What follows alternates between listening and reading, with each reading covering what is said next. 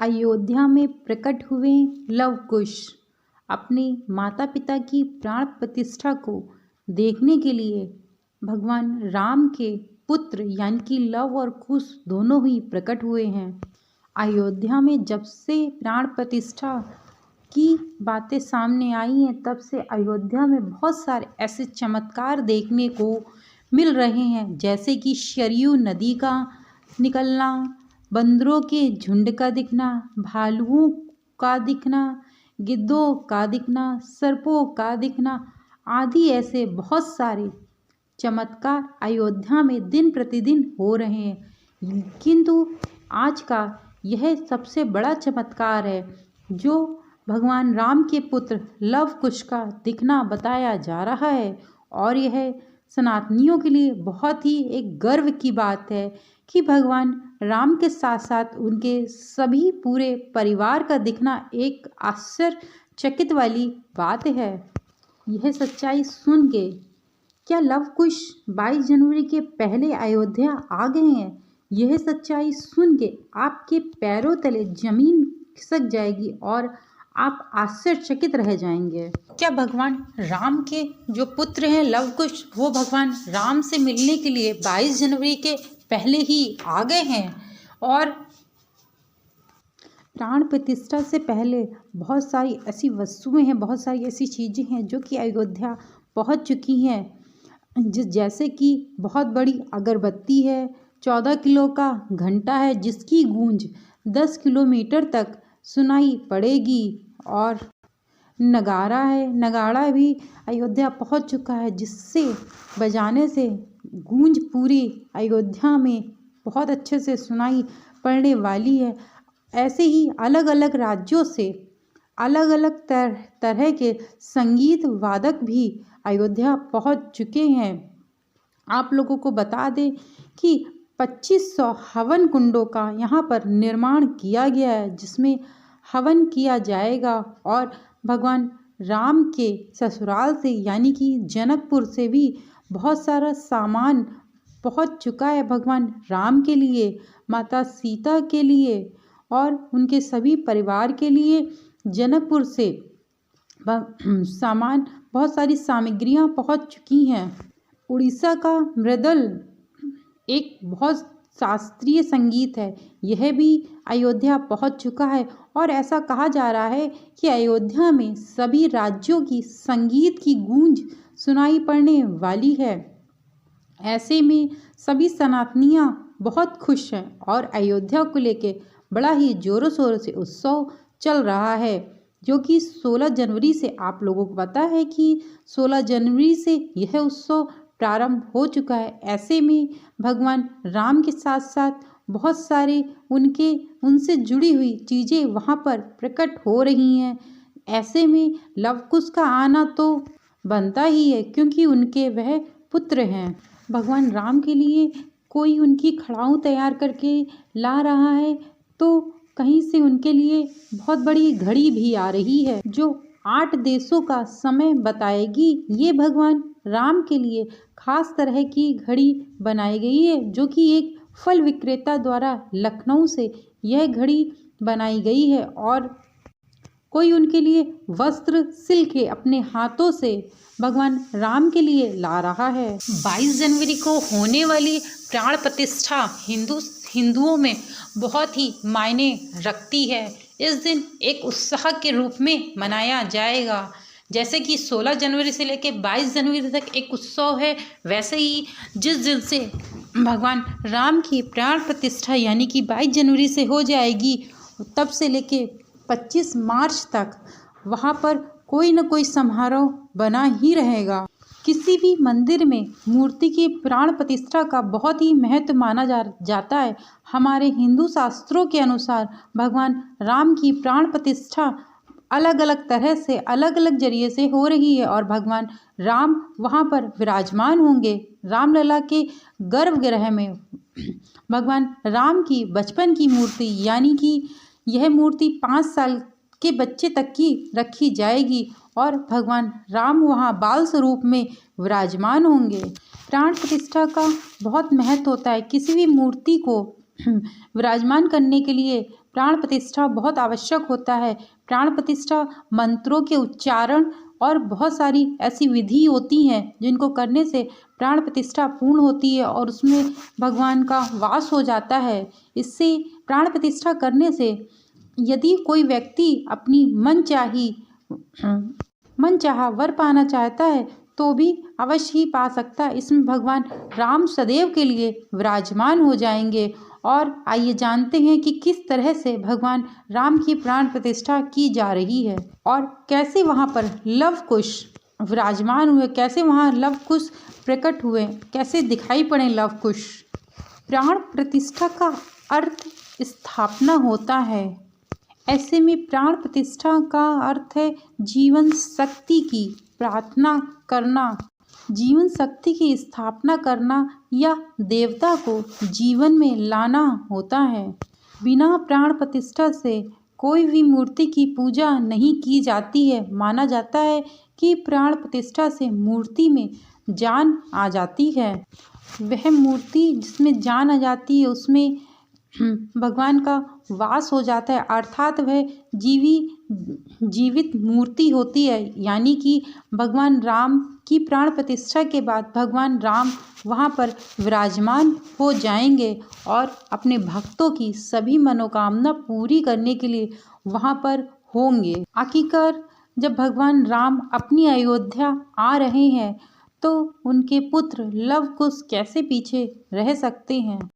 जब भगवान राम जल समाधि में गए तो अपना सारा राजपाट लव कुश के हाथों में ही छोड़कर गए हुए थे और रावण का वध विभीषण द्वारा ही करवाया गया था। जब भगवान राम रावण का वध करके पुष्पक विमान से अयोध्या लौटे थे, कहा जाता है तब विभीषण भी उनके साथ आए हुए थे और कुछ दिनों तक वह वहाँ पर अयोध्या में विराजमान किए थे और वहाँ रहे थे। और इसके बाद वह कुछ महीनों या दिनों के बाद अपने देश श्रीलंका मतलब कि लंका पहुँच गए और वहाँ का राजपाट संभाला, वह वहाँ के राजा बन गए। इसका अर्थ है कि विभीषण को भगवान राम की भक्ति का फल प्राप्त हो गया था और उनकी भक्ति उनके लिए बहुत ही शुभकारी फलदेही थी। तो ऐसा कहा जाता है कि जो भी व्यक्ति भगवान राम की शरण में आ जाता है उसका बेड़ा पार अवश्य ही जरूर से जरूर होता है। भगवान राम उसके सारे कष्टों को हर लेते हैं। किंतु क्या विभीषण आज भी जिंदा हैं? इसके बारे में मैं वीडियो के अंत में आपको अवश्य ही बताऊंगी। हिंदू धर्मशास्त्रों में ऐसा माना जाता है कि 8 विभूतियाँ अभी भी जिंदा हैं, जिसमें से कुछ रामायण काल की हैं तो कुछ महाभारत काल की हैं तथा कुछ विभूतियाँ उसके पहले से भी आज तक जीवित हैं। पौराणिक मान्यता के अनुसार विभीषण, हनुमान जी, अश्वत्थामा, बलि, वेदव्यास, कृपाचार्य, भगवान परशुराम और मार्कंडेय ऋषि चिरंजीवी में शामिल है। चिरंजीवी का अर्थ होता है जो सृष्टि के अंत काल तक जीवित रहे और जिसकी उम्र भी न बढ़े और विभीषण भी इन्हीं में से एक हैं जो आज भी जीवित हैं और अनंत काल तक जीवित रहेंगे। किंतु यह वरदान उन्हें किसने दिया था, यह जानने के लायक है। भगवान राम के भक्त विभीषण बचपन से ही भक्ति में लीन रहते थे। वह अपने बड़े भाई के जितने भी राक्षसों वाले कार होते थे उनको मना भी करते थे। यहाँ तक कि जब सीता मैया को वह उठाकर लेके आए थे तब भी उन्होंने कहा था कि आप भगवान राम की शरण में चले जाइए और माता सीता को आप भगवान राम को लौटा दीजिए। लेकिन वहाँ रावण का अभिमान नहीं टूट जाता तो रावण ने ऐसा नहीं किया।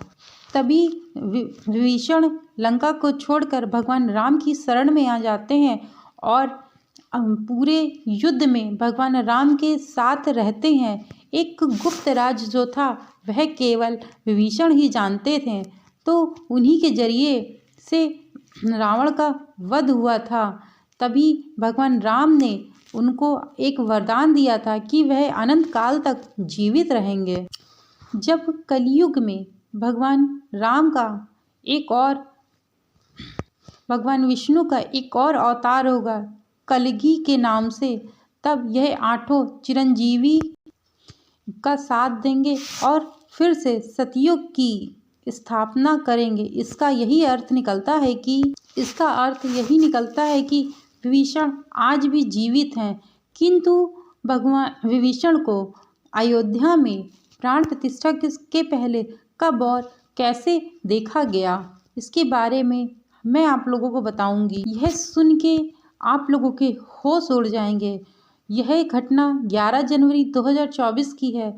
सभी मजदूर अपना कार्य खत्म करके अपने अपने टेंट में चले गए थे और तभी सभी मजदूरों को भगवान श्री राम की जाप की ध्वनि सुनाई पड़ी। रात्रि के 12 बजे तक आखिरकार गर्भगृह में भगवान राम की जाप की ध्वनि कैसे और कौन कर रहा है यह मंत्र का जाप, यह सोच मजदूर बहुत ही आश्चर्यचकित रह गए। सभी मजदूर सोचने लगे शायद आसपास के मंदिर से भगवान राम की ध्वनि सुनाई पड़ रही हो, लेकिन उनमें से एक मजदूर था जिसको बहुत उलझन हो रही थी, बहुत विपदा में था कि यह ध्वनि हो न हो भगवान राम के गर्भगृह से ही सुनाई पड़ रही है।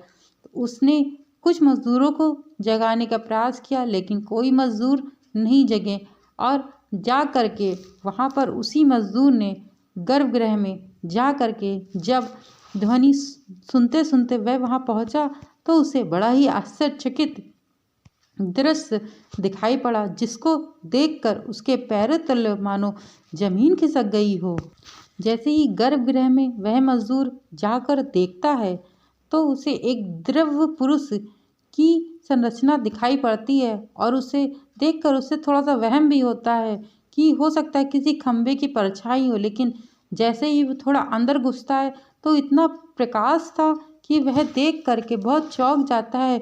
वह जो प्रकाश था उससे ध्वनि निकल रही थी, जय श्री राम, जय श्री राम, मानो उस प्रकाश से भगवान राम ही साक्षात दिखाई पड़ रहे हों। लेकिन उस व्यक्ति ने जब उस अंदर जाके पूर्णता देखा तो वहाँ पर एक व्यक्ति दिखाई पड़े, जिसमें जैसे ही अंदर जाकर देखा तो उन्हें विभीषण का स्वरूप दिखाई पड़ा और देख करके मानो उनके होश ही उड़ गए हों और वह वहाँ पे बेहोश हो जाते हैं। और जैसे ही सुबह होती है वह सभी मजदूरों को पूरी घटना बताते हैं, लेकिन कोई भी मजदूर उन पर विश्वास नहीं करता है। फिर सभी मजदूर अपने कार्य में लग जाते हैं और लीन हो जाते हैं। अब अयोध्या में अंतिम चरण चल रहा है, जिसके कारण से अनेक चमत्कार बराबर होते जा रहे हैं और 22 जनवरी को होने जा रही प्राण प्रतिष्ठा से पहले इतने चमत्कार होना एक कोई छोटी मोटी घटना नहीं मानी जा सकती है। और इससे यह ही अर्थ निकाला जा सकता है कि भगवान राम के साथ साथ उनसे जुड़े हुए जितने भी देवी देवता उच्च पुरुष जो उनके साथ थे, जिन्होंने उनका युद्ध में साथ दिया था, यह सब अयोध्या में 22 जनवरी को जरूर से जरूर विराजमान होंगे उनकी प्राण प्रतिष्ठा के समय। एक समय ऐसा था जब यही रामलला एक टेंट में निवास करते थे, लेकिन आज समय ऐसा आया है कि भगवान राम अपनी अयोध्या में पुनः ठाट बाट जैसे राजा लोग रहा करते थे उसी प्रकार से भगवान राम की स्थापना होने जा रही है। पौराणिक मान्यताओं के अनुसार, रामायण के अनुसार अयोध्या को स्वर्ण नगरी के नाम से जाना जाता था, तो आज जो अयोध्या तैयार हो रही है वह भगवान राम की स्वर्ण नगरी से कम नहीं होगी और उसमें भगवान रामलला विराजमान होंगे।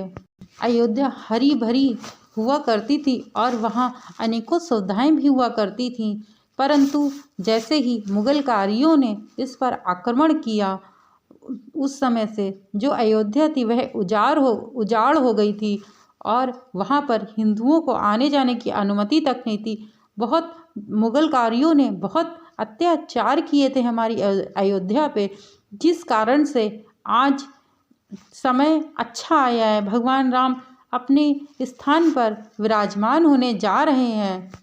किंतु आज हमारे प्रधानमंत्री द्वारा अयोध्या को पुनः एक उजागर किया गया है। आज अयोध्या में लाखों की संख्या में जाने के लोग तैयार बैठे हुए हैं। जब तक राम प्रतिष्ठा होगी तब तक हजारों लोग वहाँ पर जाएंगे और भगवान राम की प्राण प्रतिष्ठा में शामिल होंगे। और ऐसी बहुत सारी सौगात प्रधानमंत्री द्वारा दी गई है, जैसे कि वहाँ पर एयरपोर्ट का बनना। एयरपोर्ट जो बना हुआ है वो अयोध्या को ही समर्पित है, भगवान राम को ही समर्पित है। वो जो अयोध्या एयरपोर्ट बना हुआ है उसमें एक एक ईंट में भगवान राम का वास है और उसमें एक एक ईंट में भगवान राम लिखा हुआ है। वहाँ पे पहुँचते ही ऐसा लगता है कि हम भगवान राम की नगरी में प्रवेश कर गए हैं। आपको बता दें यह एयरपोर्ट मात्र 20 महीने में तैयार किया गया है। यह एयरपोर्ट भगवान राम को पूर्णता से समर्पित किया गया हुआ है। आपको बता दें जब भगवान रावण का वध करके 14 वर्ष का वनवास करके भगवान राम अयोध्या पहुँचे थे तो घर घर में दिवाली मनाई गई थी।